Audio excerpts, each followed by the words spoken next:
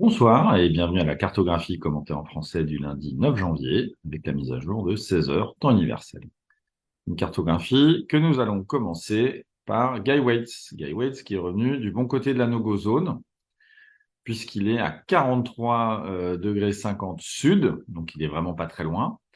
Le Guy n'a pas de pénalité en temps pour passer au sud du 44e parallèle, puisqu'il est en classe Chichester. Cependant, ces zones d'exclusion ont été mises en place de manière à faciliter l'assistance en cas de problème à bord. La direction de course a donc demandé à Guy de revenir sur une route plus nord. C'est ce qui le pénalise, hein, évidemment, puisqu'on le voit plus au sud. Le vent, évidemment, au niveau des Kerguelen est quand même beaucoup plus constant, alors qu'ici, il se refait un petit peu encalminé, malheureusement. Voilà, mais Guy part quand même en signant une belle distance, notamment sur 7 jours, puisque il bat ce matin à minuit à nouveau son record, 1046 milles, donc battant de 24 celui de Jan Herbert Jones sur l'autre Tradewind 35. Donc ce faisant, on voit qu'il a quand même une bonne moyenne, Guy, hein, puisqu'il n'est pas très loin de Damien Guillou, qui est quand même assez intense sur le rythme qu'il imposait à ses concurrents, mais pas encore dans le sud, évidemment. Damien qui, lui, est de retour à Cape Town de manière à ramener PRB en Vendée.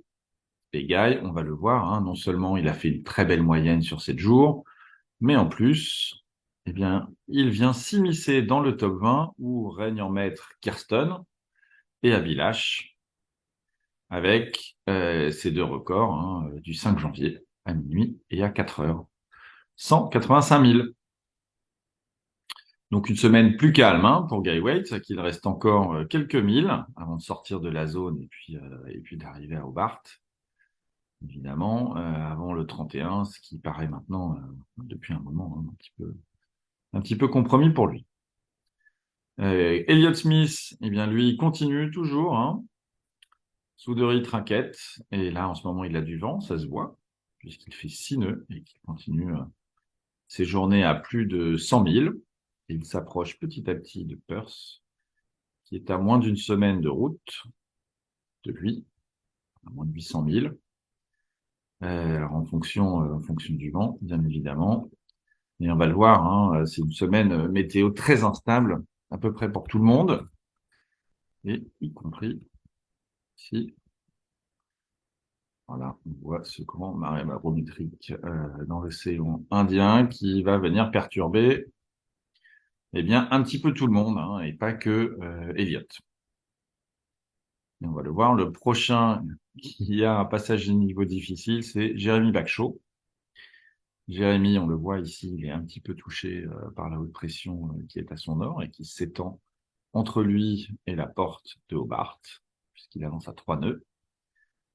Ce faisant, il laisse Jan Herbert Jones le rattraper, hein, Yann qui lui a quand même plus de vent et qui est en train de refaire un petit peu de sud, de manière à se placer bien sous cette haute pression ici, et qui va avoir du vent plus longtemps, puisque Jérémy n'a plus vraiment le choix, il doit maintenant naviguer vers Hobart, et on le voit dans les prochains jours.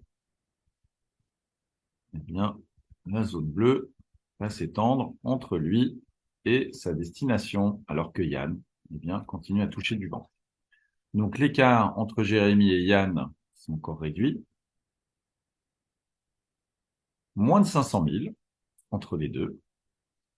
Et un écart qui va probablement se réduire à moins de 400 000 à l'arrivée à Hobart, mais il est fort probable que Yann, lui aussi, doit faire face au dévent dont a souffert la quasi-totalité de la flotte à son arrivée à la porte d'Hobart. Et devant,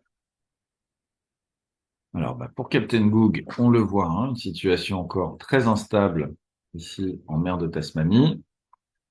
On a ici une dépression en formation au nord de la Nouvelle-Zélande, une qui arrive, ici, une haute pression,